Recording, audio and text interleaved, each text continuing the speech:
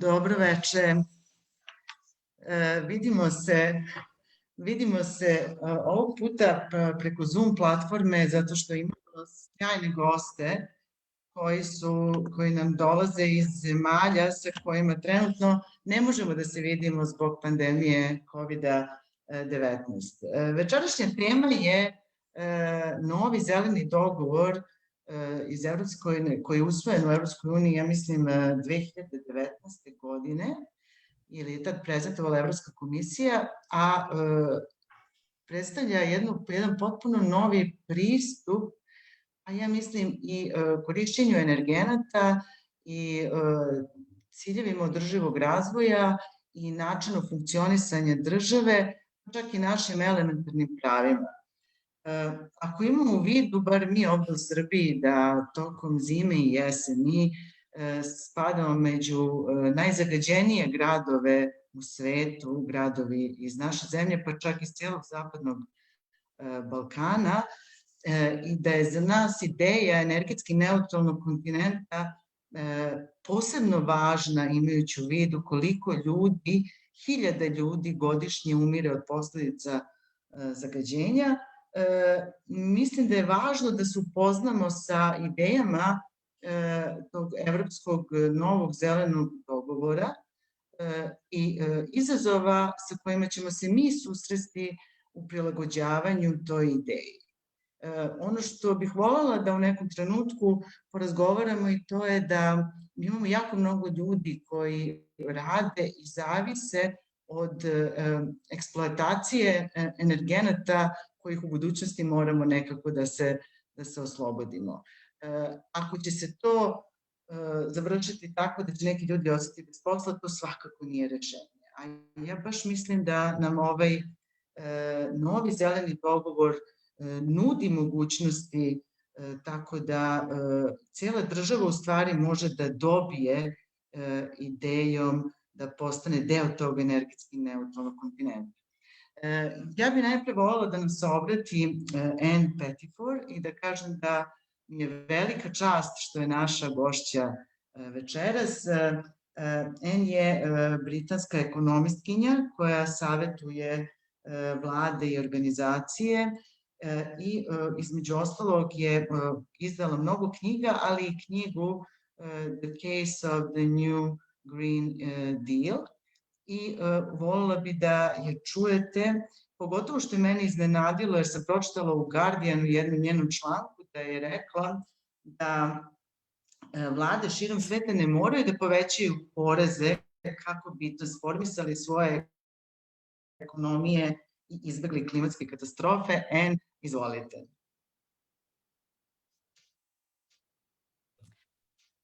Hi, good evening, and thank you very much for having me and giving me this opportunity to speak about my book and about my work on the Green New Deal.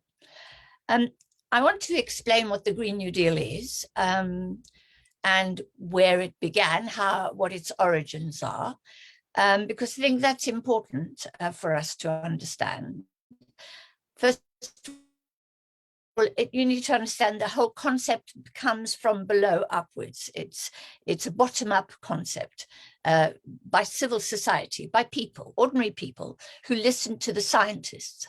And the scientists are telling us that we face a big, serious threat, not just to our everyday lives, not just to life in Serbia, but actually to human civilization, because we have emitted so many poisonous gases, toxic gases into the atmosphere from burning fossil fuels that now our atmosphere is polluted. It's become a heavy blanket encircling the earth, which is raising the temperature everywhere and causing us to have extreme weather events, which can be catastrophic. We've seen already examples of wildfires and floods and extreme heat and extreme cold, drought, which destroys crops.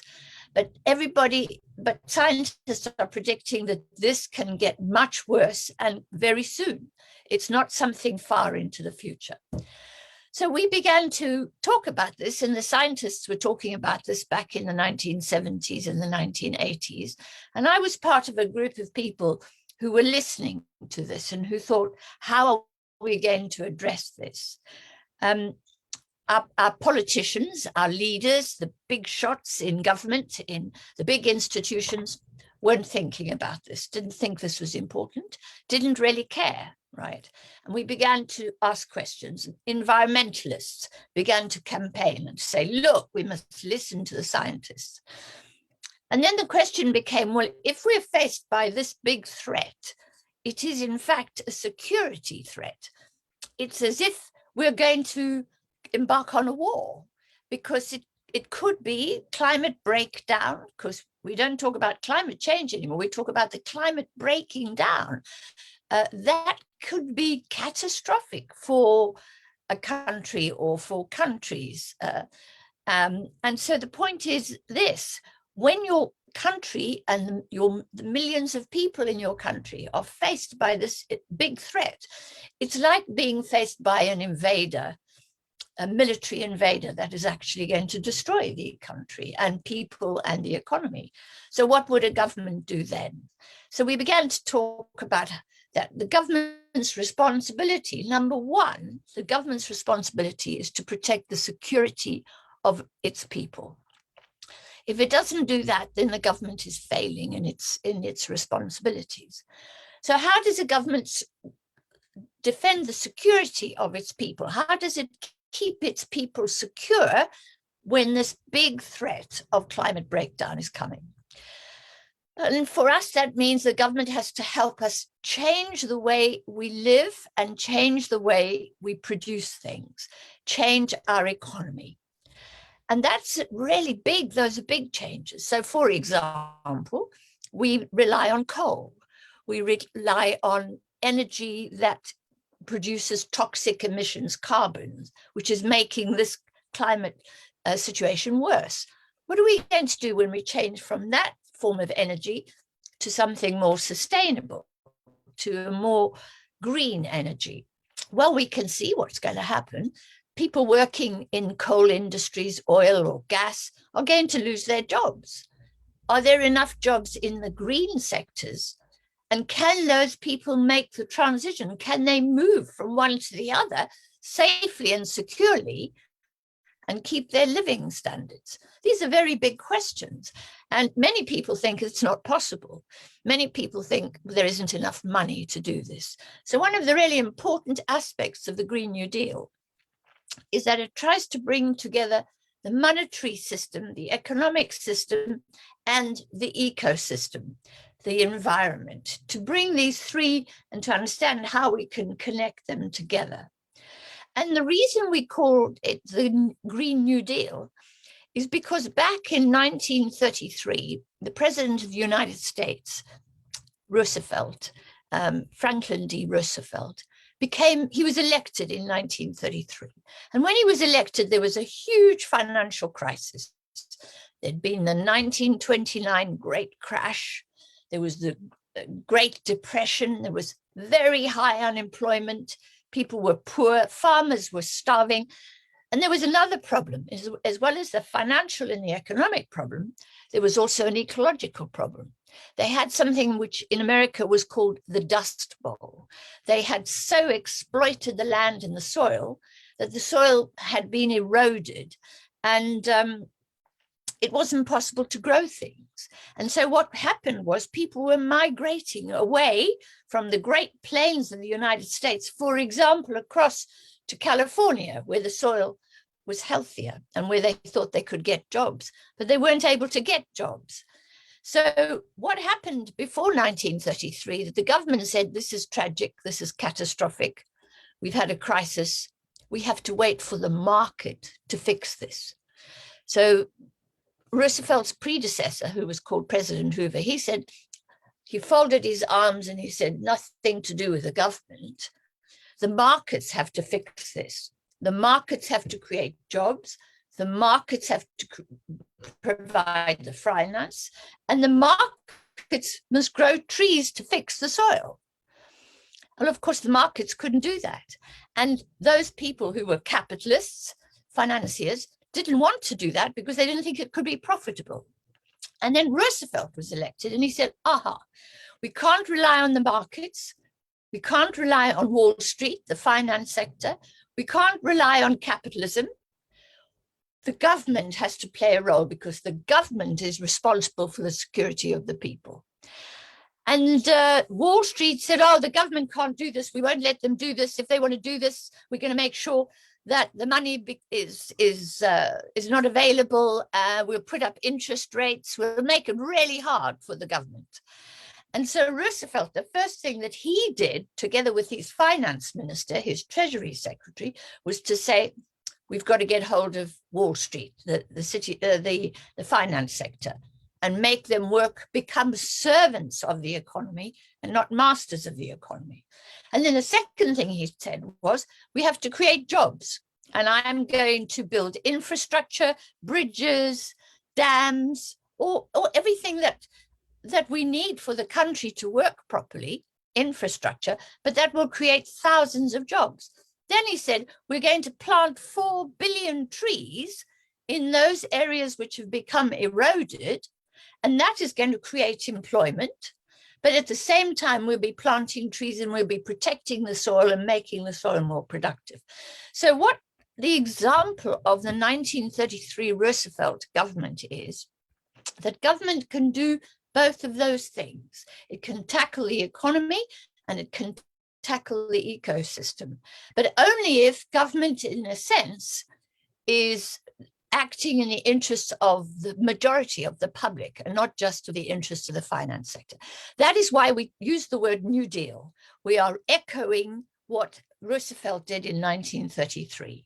Now, of course, times have changed. It's not exactly the same today as it was then, but nevertheless, that is an example of what happens, what a government can do. We know also that in 1939, for example, the British government was faced by the threat of Hitler and the Nazis.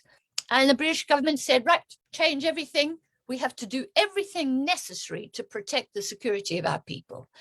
So, you know, and overnight, the government began to act like that. In 2007-9, during the great financial crisis, the American government watched as the finance and the capital markets collapsed for their own fault, because of their own speculation and fraud and corruption and so on. And the central bank, the Federal Reserve, came to the rescue of Wall Street. During the pandemic, my government, for example, the British government, which argued before the pandemic that there is no such thing as a magic money tree, suddenly in the pandemic, the government was able to find trillions of pounds and bail out the economy. I mean, my government's been paying people and companies money during this period when the whole economy was closed down. That was the right thing to do. The government was protecting the security of the people because of a threat that they could not be blamed for. So these are the examples which we have, which show us that it is possible for governments to tackle big threats to the security of society, but only if governments manage the financial system and manage the economy, instead of leaving it to markets.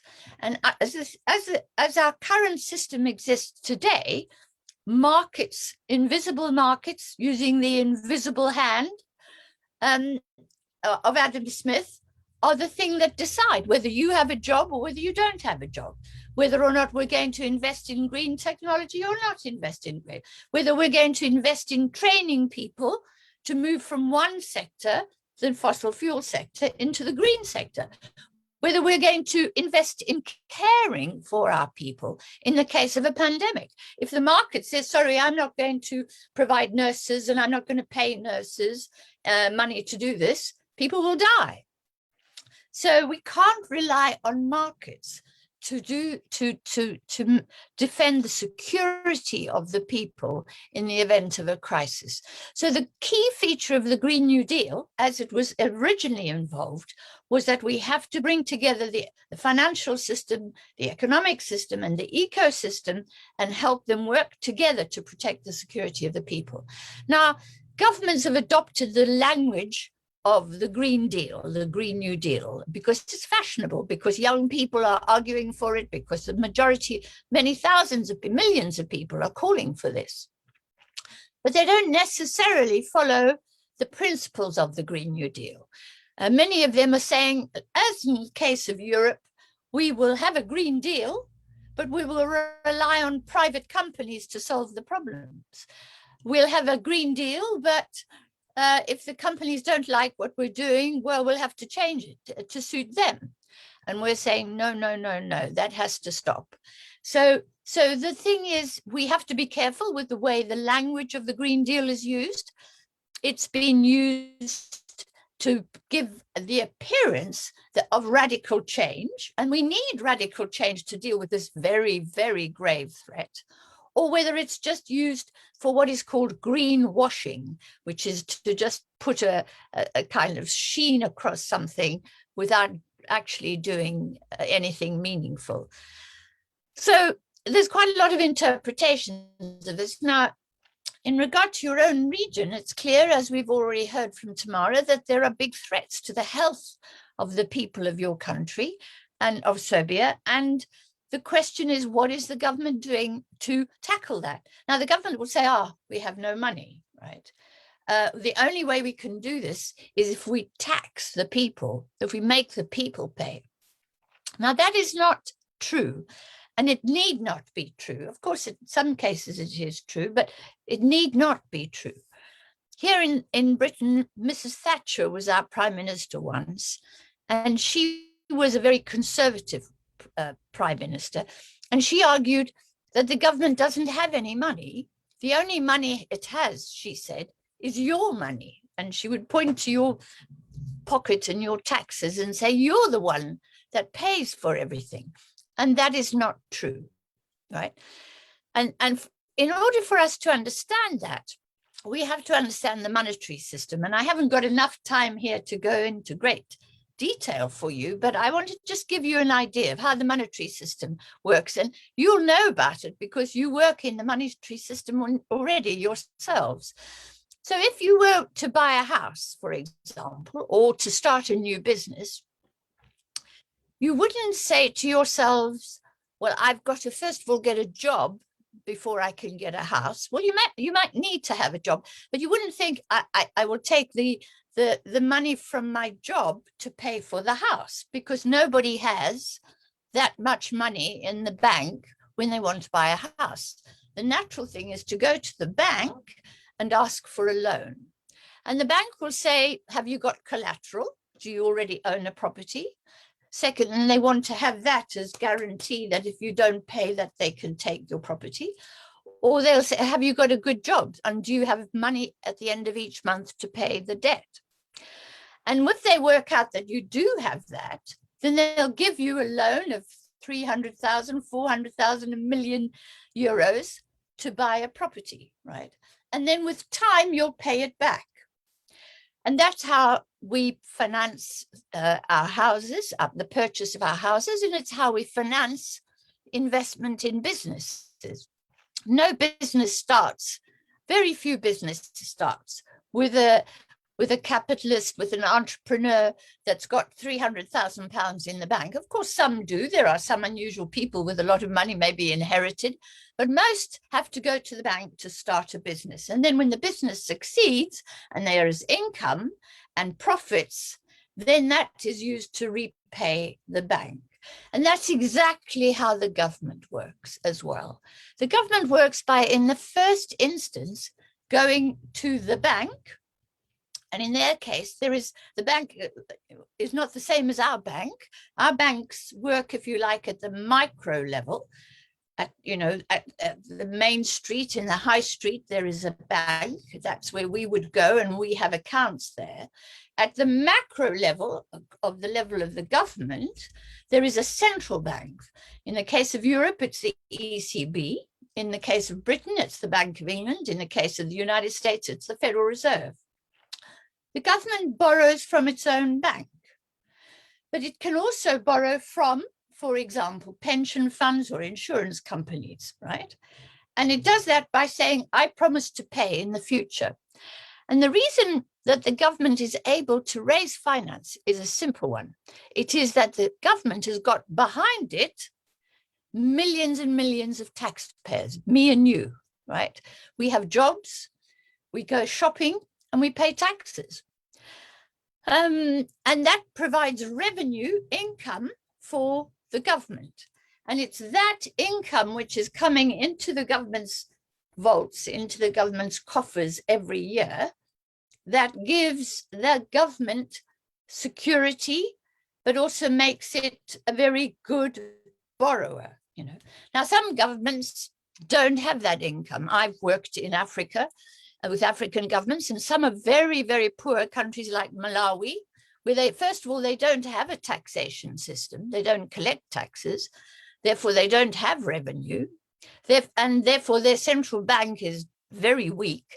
They don't have a proper currency. They can't borrow, right?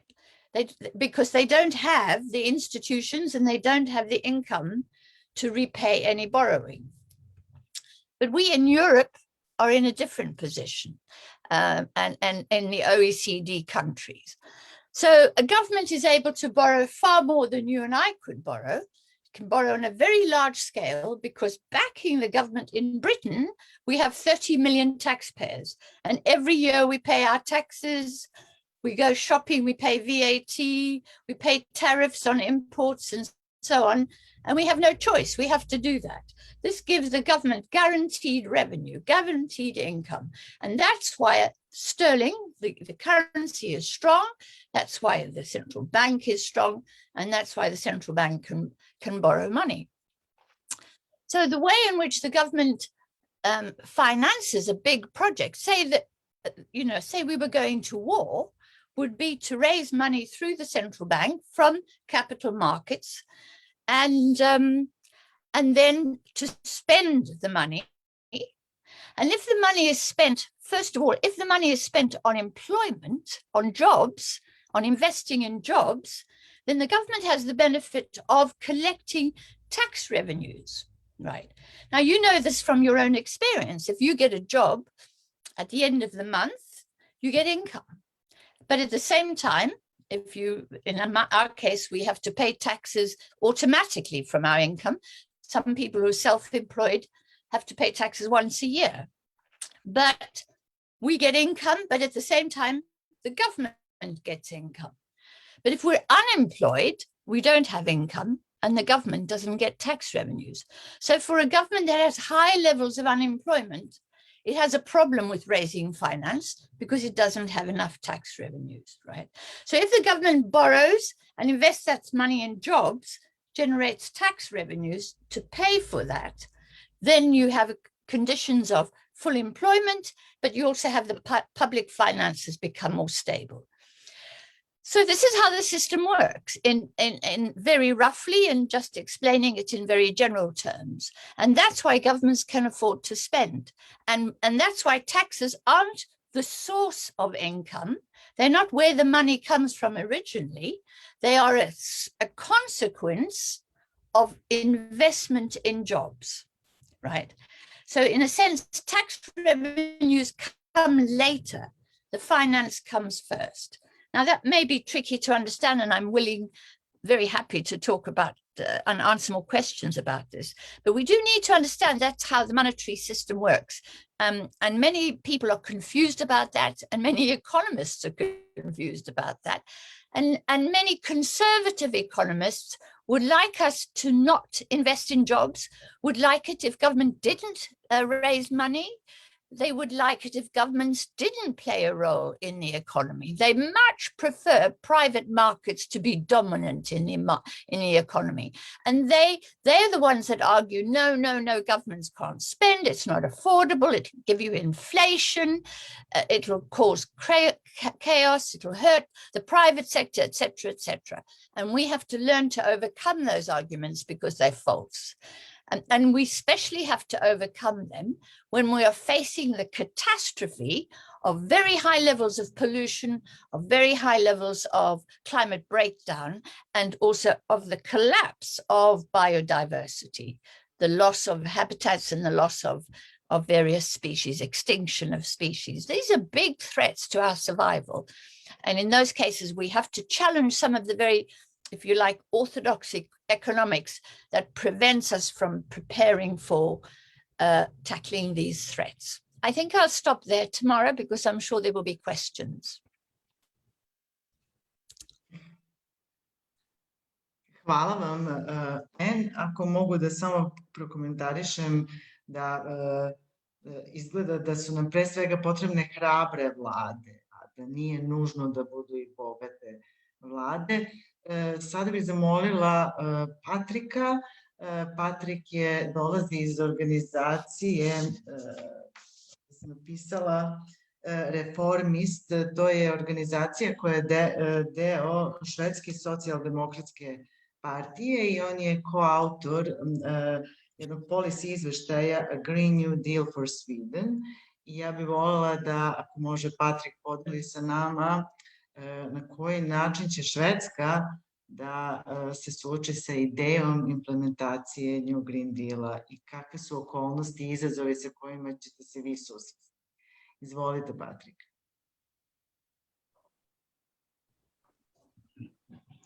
Thank you, Tamara, and thank you, Anne, for giving the big picture. Perhaps we can look at the next part then as the application of the ideas of the Green New Deal on a particular country, in this case, Sweden. So I'm a member of an organization called the Reformisterna, or the Reformers, the Reformists in Sweden, in English. And we have recently come out with a report where we outline the pathway of the Green New Deal, a just climate transition for Sweden. And this organization, the Reformers, we are a party organization within the Social Democratic Party of Sweden, and I'm happy to say that we are now the largest organization within the party. And we have a number of goals with our policy development. We want an offensive and ambitious social democracy, a political party that has ideas and are willing to fight for them. We want to have a break with the neoliberal policies that have dominated Sweden since the 90s and strengthen the welfare state again. We want to strengthen equality in Sweden. That's also been held back since once in the 80s, we were the most equal country in the world. But out of all the OECD countries, the inequality is rising most rapidly in Sweden as a result of the policies of the last 30 years. And then finally, after building a fairer and safer and more just society, we want a just climate transition. And these are parts that interlink. They interlink with each other. We need a fair and just society that supports the citizens in order to be able to make climate transition. Because if we don't, it will never gain support, and it would rapidly deteriorate because of lack of democratic support and buy-in. We need a policy that works for the entire country. And to do this, as Anne pointed out, we need ambitious and flexible fiscal policies.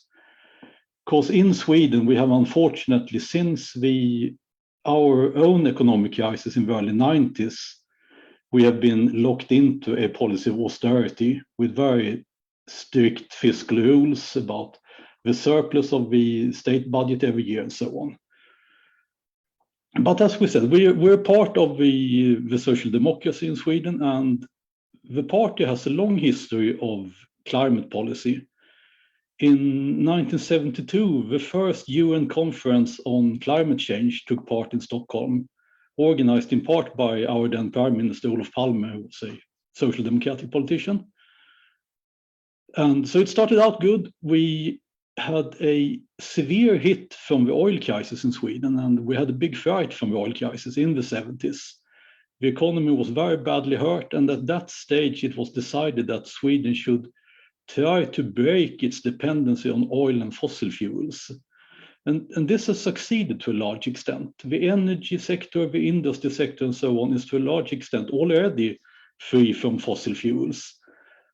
On the other hand, when it comes to transportation, things are much harder. Our cars still run on petrol and our ships still run on diesel and so on. But different sector, the industry sector and the energy sector in Sweden is to a large extent fossil free. We then had a tax on carbon dioxide quite early, so you had to pay 100 euros per ton carbon dioxide you released into the atmosphere. And that, of course, was a big game changer. It made especially the industry to become much more serious about their emissions.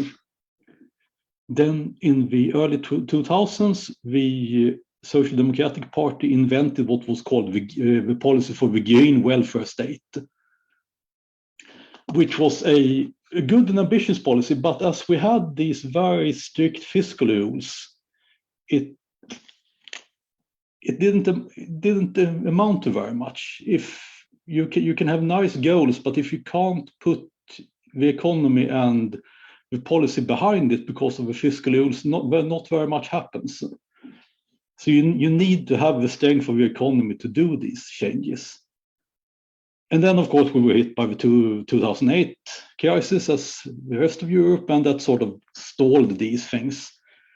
Now the Social Democratic Party has been in power for the last several years, and often with the support of the Green Party. So in principle and officially, we have an ambitious climate policy. We aim to be carbon neutral by 2045, which is good, but it's still insufficient to meet the Paris Agreement.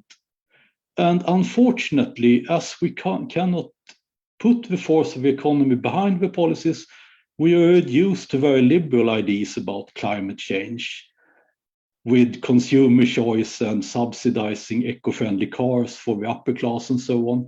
And these are things that we want to change with our Green New Deal for Sweden. We want a state and society-led transition that works for the entire population and not for some. And as we know, time is short. We need to get climate neutral before 2050 to reduce the global warming well below 2 degrees. And to do that, the rich countries need to go ahead first. And Sweden is a very rich country. So if somebody should do this in time, we should have a good chance. And really, the industrialized countries should go ahead and try to become climate neutral in the 2030s. And that has been the goal with this report. Outline a pathway how Sweden can become climate neutral in 15 years. We want to be climate neutral by 2035. And then, of course, we have to look at the current state of affairs in Sweden. Our emissions today are mainly from heavy industry, steel especially. We are one of the largest producers of steel in Europe, and that releases a lot of carbon dioxide. Otherwise, it's our transport and it's our agriculture that are the main players, and this together accounts for around 85% of our emissions. But we have several advantages. We don't have a big fossil sector. We don't have Norwegian oil fields. We don't have coal fields, which means that in a way our transition is easier. We have a lot of hydroelectric power. We have mountains in the north. We have a lot of dams. We can get hydroelectric power generation. We're a big country. We have large forests. We have plenty of space for windmills to get wind power. Sun is perhaps not so plentiful in the north, but still. So what we need to into consideration is how do we transform our industry and how do we transform our transport sector in particular. We need to sort out the problems in all sectors, but these are the two most important. And when it comes to transport, Sweden is a very large and very sparsely populated country. So while a transport transition might be easy in the south and in the big cities, we must realize that there's a lot of people living in rural Sweden and in small town Sweden and in the big forests that need transport, and they will be dependent on individual cars for the foreseeable future. And any plan we make of the climate transition for Sweden must work for people both in the big cities and the people in the countryside. Also considering jobs, we can't make a fast transition that destroys people's livelihoods. We must take that into consideration.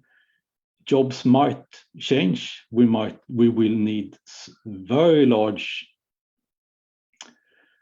we need large investments in education, for example. We have a big automotive industry that will have to switch from fossil fuel drive lines to electric drive lines. And of course, this puts a strain on the factory workers that the jobs will be there, but they will look different. And then the society must make education available to allow this change to happen.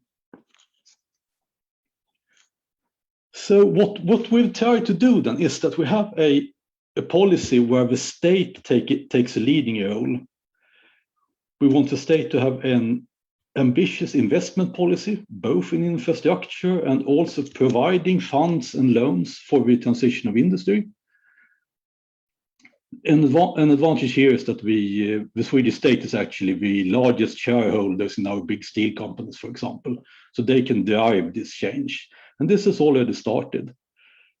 But then we also need new industrial policies, breaking with this idea that the state should take a step back and leave these things to the market. And we need a just transition. We need a society that takes the resources available and distributes them in a just and fair manner, and not only splitting the burdens in a just manner, but also splitting the proceeds, because what we see is that the climate transition handled wisely will be a big boom for Sweden. This might be a very advantageous policy for us, creating many jobs and so on.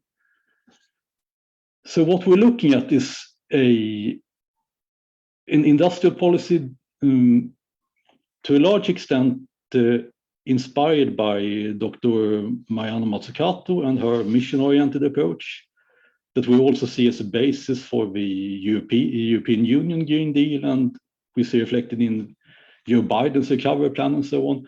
So there is a worldwide movement where we see the state stepping in and taking charge of this transition while the markets have failed.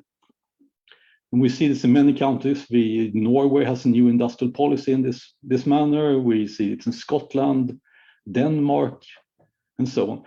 And Denmark is a good example that there are large opportunities in this. They invested in wind power in the 70s, and wind power is now one of the main industrial exports from Denmark. That is otherwise a country that is highly dependent on agricultural products, but they export windmills all over the world.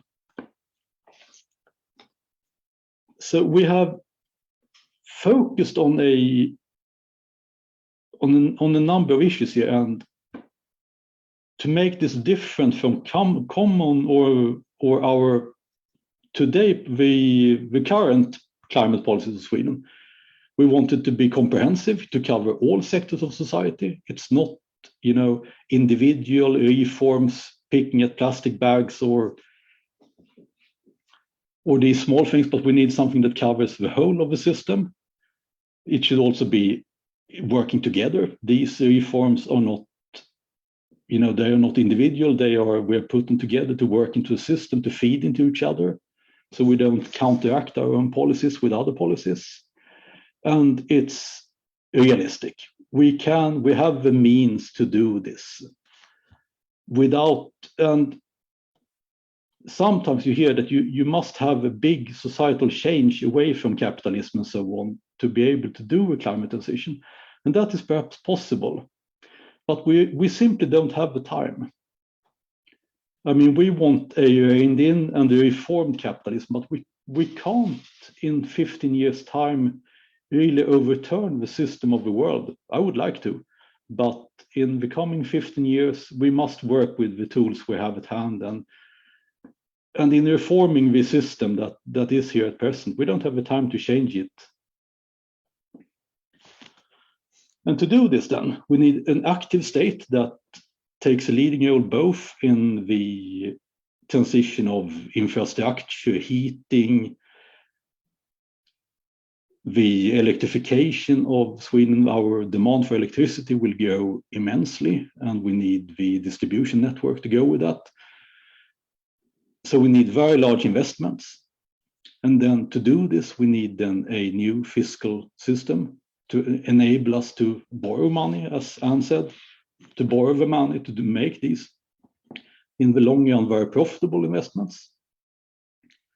And we want an inclusive state, if that is a good translation, a state that looks out for all its citizens and makes sure that this climate transition works for everyone.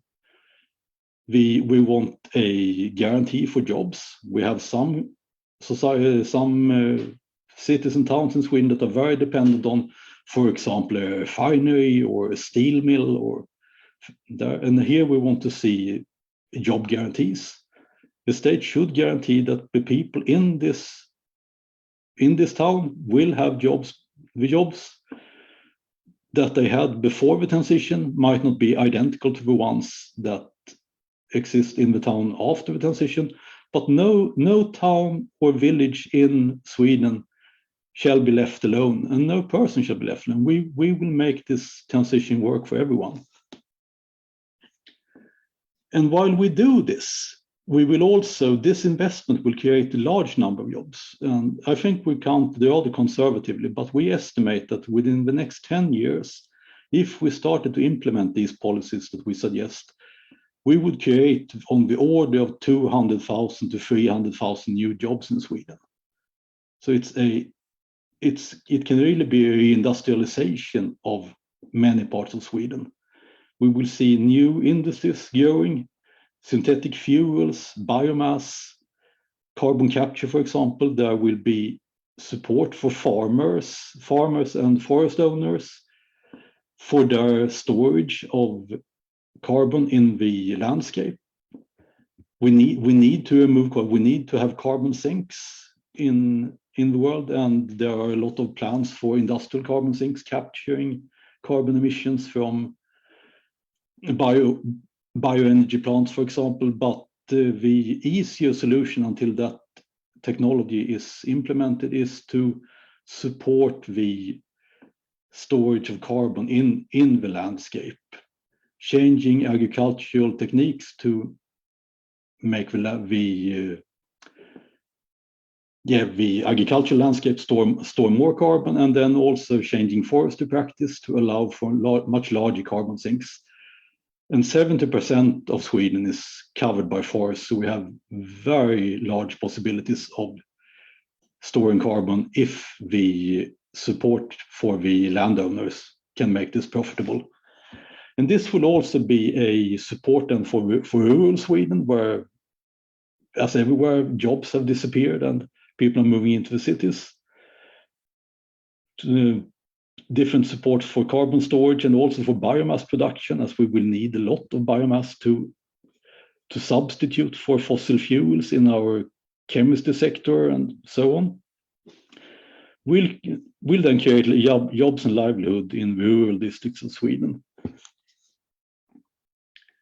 And we can see that in total, we think that the cost of a transition in Sweden, we have budgeted it for the first 5 years.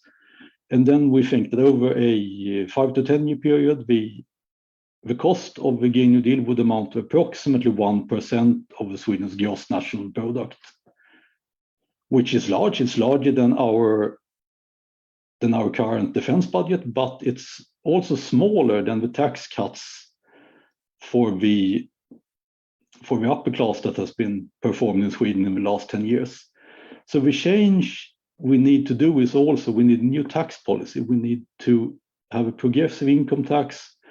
We need more tax on fortunes and more tax on company profits to finance the transition and strengthen the welfare state, to see that every Swede has good unemployment insurance, good pensions, all these things that are needed to support people during this transition, and pay for education and the transition of the workforce, etc. And Tamara asked me to detail how we're working with this. And during the last, it took us 15 months to write the report, and it was all made, it's a grassroots movement. There's nobody employed in our organization. So it's made by volunteers. We were around 10 people working very hard on this. And then we had, it's on a volunteer basis, members of Reformisterna, the reformers, and also from the Social Democratic Party at large. We had a reference group with other members who were interested in giving input into the report, even if they couldn't spare the time to work actively on it. And again, this was from our organization, from the party, also from the unions, from the environmental sector, the Environmental Protection Agency in Sweden, for example. And then eventually in March this year, we launched it. We had a big press conference, and we had launched with a opinion article in one of the major national newspapers in Sweden. Funnily enough, one of the most conservative ones, but they took it anyway, probably because of the industrial policies. We then had a seminar where we had invited scientists, climate scientists. We have a climate change council who is a advisory board to the government on climate change policy. So they had representatives on the seminar.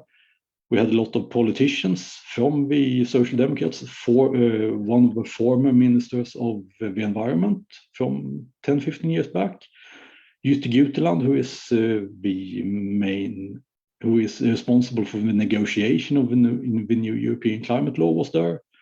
We had a lot of local politicians from North Sweden, for example, where we see very heavy investment in the steel sector now to make a climate transition in the steel sector. To, for example, Gothenburg, who is one of our other main industrial towns with a large automotive sector, Volvo, that needs to change their production policies now quickly. We had union representatives and so on.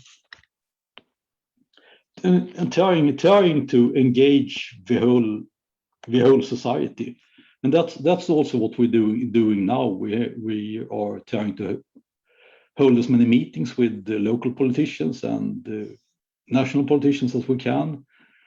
We're speaking in local chapters. The party is organized in local chapters all over the county, and we try to come and give seminars and have discussions with them to involve people, because we have very different ways of life in different parts of Sweden, from the big cities to the small forest communities in the north. And we want to, Patrick. yes, I'm almost done here. Just saying that the big goal is that we have a party conference coming up in the autumn of 2021, where the party policies for the coming years will be decided. And then we hope that we will succeed with convincing the party that this is the way to go forward. And then we will fight for this in the general elections of 2022. So thank you all for listening. I'm sure I overstepped a bit. Hvala. Sorry. Hvala, Patrik. I sada, imajući u vidu ono što je negde N naglasila, da je vlada mora da bude odgovorna za bezbednost svojih građana, i negde taj bezbednosni moment je užasno važan kada pričamo o klimatskim promenama. Sa druge strane, ono što Patrik dobro primećuje, to je da moramo da reformišemo sistem jer nemamo vremena da ga menjamo i sada u toj konstelaciji stvari, imajući u vidu da je ceo Balkan, a pogotovo Srbija, odlikuje i nestabilne institucije i jedno siromaštvo naših društava, na koji način mi ulazimo u ceo taj proces. Jelena, izvoli. Jelena inače dolazi, ne znam da li sam rekla na početku, oprostite, iz foruma mladih Evropskog pokreta u Srbiji. Ja Jelenu nikada nisam upoznala, ali sam se upoznala sa njenim tekstovima i jedna onako hrabra, progresivna mlada žena koja se upustila u tu avanturu da se bavi problemom novog zelenog dogovora. Jelena, izvoli. Hvala vam na divnoj najavi i hvala vam na pozivu uopšte da večeras budem ovde sa vama. Velika mi je čast. Moram to samo da naglasim. Dakle, kao što ste rekli, ja ću se osvrnuti na slučaj Srbije, ali malo i čitavog regiona. Dakle, šta to Srbija radi i kako se bori protiv posledica klimatskih promena. Dakle, pre svega bih napomenula neki širi kontekst, da tako kažem. Srbija je potpisnica okvirne konvencije Ujedinjenih nacija o klimatskim promenama. Takođe, Srbija je ratifikovala Kyoto protokol 2018. godine i ona ima status zemlje u razvoju. U skladu sa tim svojim statusom, Srbija zapravo nema obavezu da smanji emisiju gasova sa efektom staklene bašte. Međutim, s obzirom na to da je potpisnica konvencije i da je ratifikovala Kyoto protokol, Srbija je samim tim i preuzela obavezu utvrđivanja i sprovođenja akcija koje doprinose zapravo borbi protiv klimatskih promena. Takođe, važno je da napomenem da je Srbija i ratifikovala i Pariski sporazum 2017. godine. U skladu sa tim, ona je u obavezi da, u skladu sa tim što je potpisnica okvirne konvencije UN-a, ali što je ratifikovala Pariski sporazum, Srbija je u obavezi da podnosi nacionalne izveštaje, ali takođe da izradi svoj nacionalno utvrđen doprinos. Dakle, na koji način će se ona boriti sa klimatskim promenama i kako će doprineti zapravo smanjenju posledica klimatskih promena. Prvi izveštaj Republike Srbije objavljen je još 2010. godine i on je zapravo predstavio neku osnovu za dalje akcije, za dalje strategije. Takođe, što se tiče nacionalno utvrđenog doprinosa Republike Srbije, on je revidiran, donet je 2015. godine i kroz nacionalno utvrđeni doprinos Republika Srbija se zapravo obavezala da će do 2030. godine smanjiti emisiju štetnih gasova za čak 9,8%. Takođe, akcenat je stavljen pre svega na prilagođavanje određenih sektora privrede. Veći udeo obnovljive energije je obećan ovim nacionalno utvrđenim doprinosom i takođe obećano je da će doći do ukidanja oblika direktnih ili indirektnih subvencija vezanih za fosilna goriva, ali i da će doći do promene tog linearnog oblika ekonomije, odnosno proizvedi, upotrebi i baci, izraz koji se često koristi, i da će ta linearna ekonomija zapravo biti zamenjena kružno. Međutim, ovde su dve stvari problematične. To je upravo, dakle, ovaj akcenat, odnosno pažnja koja se poklanja u ovom izveštaju energetskom sektoru, s obzirom da na ovom polju do sada ništa nije urađeno, dakle da je sve i dalje na nivou teorije i da je sve i dalje na papiru, a da u praksi još uvek ništa od ovoga nije primenjeno. Što se tiče linearne ekonomije, odnosno zamene linearne ekonomije cirkularnom, odnosno kružnom ekonomijom. Moram da priznam da tu postoje veliki napori Ministarstva za zaštitu životne sredine, s obzirom da je još 2019. godine oformljena specijalna radna grupa za kružnu, odnosno cirkularnu ekonomiju, koja je izradila jedan dokument Roadmap for Circular Economy, odnosno put ka kružnoj ekonomiji. Međutim, koliko god da je taj dokument detaljno odrađen i dalje ništa nije primenjeno u praksi. Dokument se bavi time zašto je dobro preći na kružnu ekonomiju, koje to benefite Srbija može da ima od toga, počev od same dobrobiti građana Srbije, preko novih radnih mesta, dakle ekspanzije srpske ekonomije i slično. Međutim, izgleda da vlasti za to nisu imale sluha i da uopšte nisu iskoristile jedan tako dobar izveštaj. Oni inače u samom izveštaju navode da je glavni problem to što ne postoji koordinacija između vlasti u Srbiji, posebno unutar izvršne vlasti, i da je to prvi problem na kom se mora poraditi. Sad, što se tiče energetskog sektora, dakle,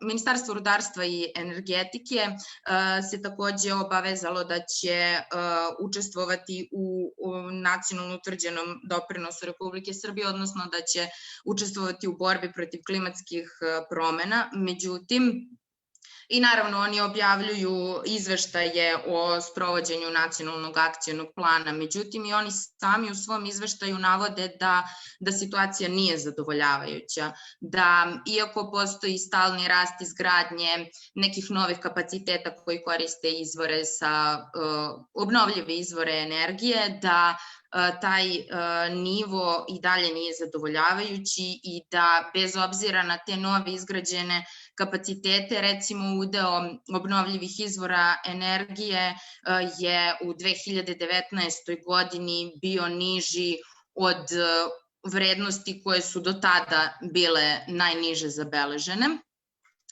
Još jedan problem koji se javlja jeste otvaranje novih pogona termoelektrana u Srbiji, otvaranje novih pogona u Kolubari i u Kostolcu.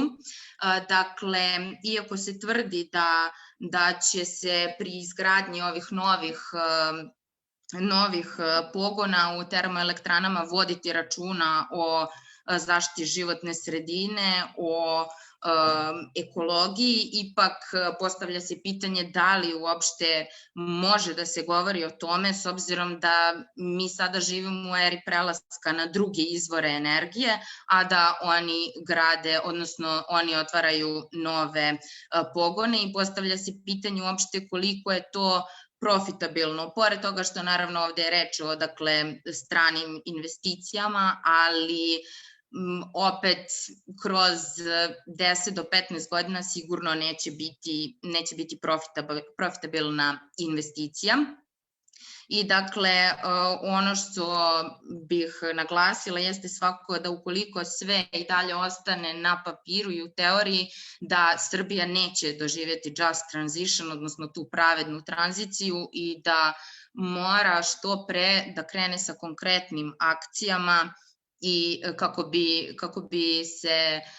kako bi ljudi zapravo očuvali radna mesta. To je to, ukoliko ima nekih pitanja, naravno, odgovorit ćemo kasnije. Hvala. Hvala, Jelena. Ono sa čime si ti završila, to je taj strah da tu neće biti pravedne tranzicije, i to je, moram priznati, bio negde i motiv naše mreže za demokratski dijalog, da krenemo, da tako kažem, čak u neku vrstu kampanje, da se ta vrsta transformacije privrede u društvu radi na takav način da to bude, što je čak Anne rekla, da tranzicija kao ideja da će se stvoriti novi poslovi. I negde, ja mislim da je to negde naš put. Moram da kažem da su nam stiglo dosta pitanja, Jedno je od Nataše Milojević, carbon free do 2045. godine je cilj Švedske. Da li možete svi da prokomentarišete situaciju u zemljama u razvoju i zemljama u tranziciji koje su prinuđene da rade sa prljavim tehnologijama? I moram da vam kažem, imam još jedno, ako možete prokomentarišete, to je možda i posledica nepoznavanja, da li će ova transformacija i prilagođavanje New Green Dealu se radi u cilju da bi bogati postali još bogatiji? Da li hoće neko od vas da prokomentariše?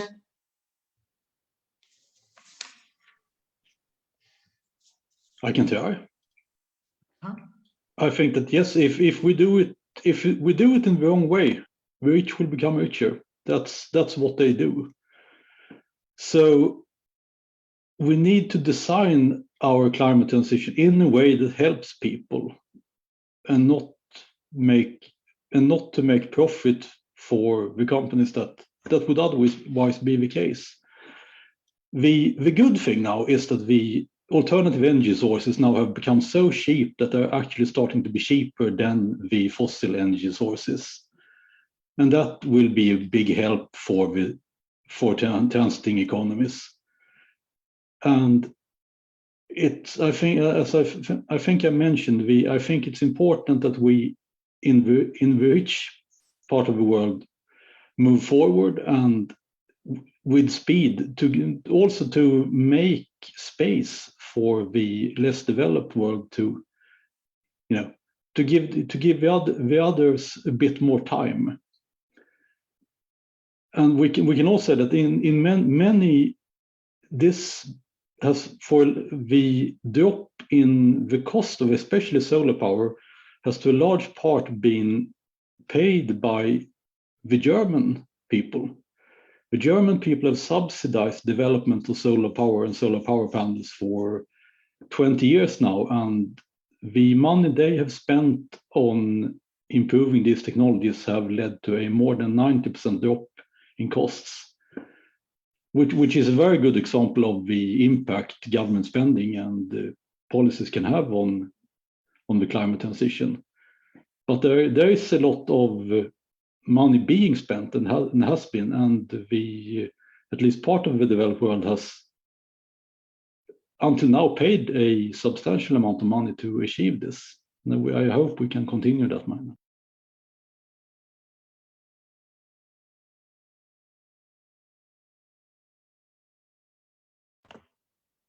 Hvala. Imamo pitanje, na koji način može da se izvrši tranzicija za radna mesta koja su zasnovana na fosilnim gorivima? Mislim da je to preveliko pitanje, ali možda neka ideja. Da li hoće neko? Hoćete vi, Ana, možda?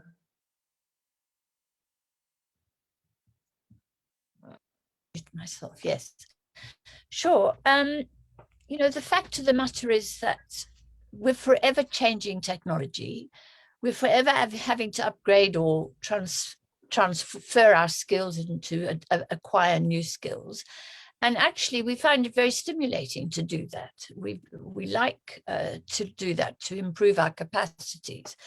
So I think that a green economy is going to have to be very different. There is going to have to be a movement from people active in fossil fuel industries into ones that are less. But what I think is important, and I'm slightly worried about what Patrick was saying about the industrial strategy. The fact of the matter is, for us to survive within the limits of the ecosystem, we're not going to be able to carry on having an industrial strategy. What's going to be far more important are going to be the service industries. So, for example, education is going to become incredibly important. There's all sorts of activities that carry on that don't require us to use fossil fuels. And they are mainly in the caring sector. sector of the economy. So by caring, I mean education, I mean childcare, I mean the care of the elderly, I mean health. All of these we've discovered from the pandemic are incredibly important areas of work. We just don't value them in the same way that we value, for example, a steel worker. But if we increase the value of care workers, then we'll find steel workers will move into those jobs very easily because they will have the same value as a steel worker has, you know. And so for us, what's really important is for government to play a role here into increasing the value, i.e. the pay and the conditions and the capacity of people working in the care sector, because that is a sector which doesn't rely so heavily on fossil fuels. So I want us to be thinking about that, about how that becomes important. And part of that is also arts and the culture, you know. There are major parts of our economy. If you look back at Roosevelt and the Green New Deal, then the New Deal of the 1930s, you know, the government sponsored novelists like John Steinbeck, who wrote the very famous novel, The Grapes of Wrath, which was about the Dust Bowl.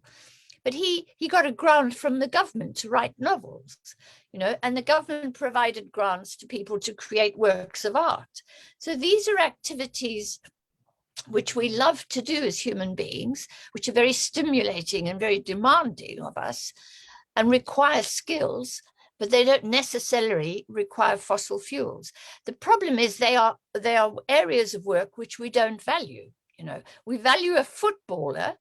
We think he can be worth €1 million a week, but we don't value the nurse who saves our lives, you know.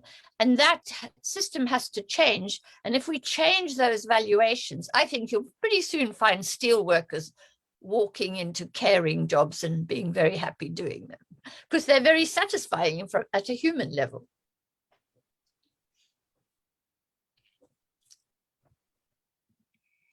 Moram priznati, da ono što ja želim da verujem, to je da u stvari taj novi zeleni dogovor treba da bude naš izgovor za promenu i transformaciju društva kako je do sad postojalo. Ja se nadam da će da postane pravednije.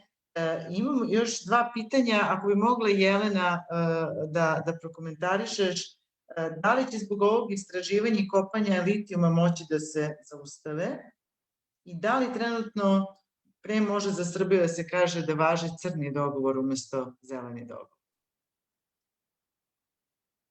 Izvoli. Hvala vam. Pa što se tiče da li prevaži crni dogovor nego zeleni dogovor, verujem da se ovo odnosi na zagađenje vazduha, u čemu prednjače ne samo Srbija, nego i sve zemlje Zapadnog Balkana, nažalost. Opet, na neki način ne bi moglo da se nazove zelenim dogovorom, s obzirom da ipak postoje neke inicijative i ipak želimo da verujemo u to da će u budućnosti biti bolje i da će se konačno aktivirati i pokrenuti i građani i vlast. Takođe sad, evo, kad imam priliku, istakla bih samo ono što malo pre nisam rekla, a to je da u Srbiji ne postoji svest građana uopšte o klimatskim promenama i da je to prva stvar, čini mi se, na kojoj treba raditi ukoliko želimo neke rezultate, jer opet moramo biti ujedinjeni, ne samo vlada, već i mi svi kao građani, kao pojedinci moramo biti odgovorni ako želimo da do promene dođe. A ako možete samo da ponovite za litijum pitanje. Da li će zbog ovog istraživanja i kopanja litijuma moći da se zaustave? Marina Kecman. Verujem da, ali nisam sigurna u to. Hvala vam. Hvala. Mi bi sad trebali završiti. Imamo jedan komentar koji je kao pozitivan nakon ovih negativnih komentara, gde je Nenad Nikolić kaže da zašto bi u Republici Srbiji ili bilo kojoj drugoj ex-jugoslovenskoj zemlji bio problematičan prelazak iz energetskog sektora u zeleni sektor. U suštini naš obrazovni sistem upravo daje tu širinu. što je negde, ako mogu da se nastavim, da, svest je krenula da se podiže ovde kod nas u regionu. Mi smo čak imali neke velike demonstracije u odbranu naših reka i planina i u tom smislu građani počinju da osjećaju da to više nije nešto što ih se ne tiče.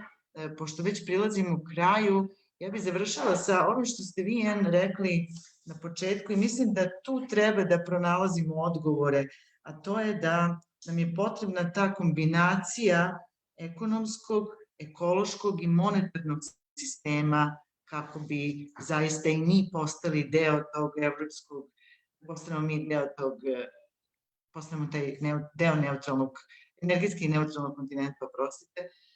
I mislim da je tu potrebno negde u stvari i ovo što je Patrik rekao, a to je da svi budemo uključeni u to, da nekako svi to moramo da razumemo i da u tom pravcu menjamo sebe i sa druge strane, ja moram priznati lično kao nekog socijaldemokratskog opredeljenja, mislim da je važno ovo što je i Patrik napomenula i vi, pa i Jelena isto, a to je potrebno je da imamo inkluzivnu državu iza nas u ovom procesu. Sad, ukoliko imate nešto da dodate, ako ne, ovo je početak razgovora na ovu temu. Mislim da ćemo morati još da se mnogo puta vidimo na ovim stepenicama koje budemo prolazili, bit će puno izazova, ali ja želim da vam se zahvalim što ste odvojili vreme, što ste bili sa građanima, moram priznati, iz celog regiona koji su nas gledali i mislim da ćete morati još po neki put da odvojite vreme i da malo budete sa njima i da im rešite neke nedoumice sa kojima ćemo se susretiti. Hvala vam puno. Vidimo se.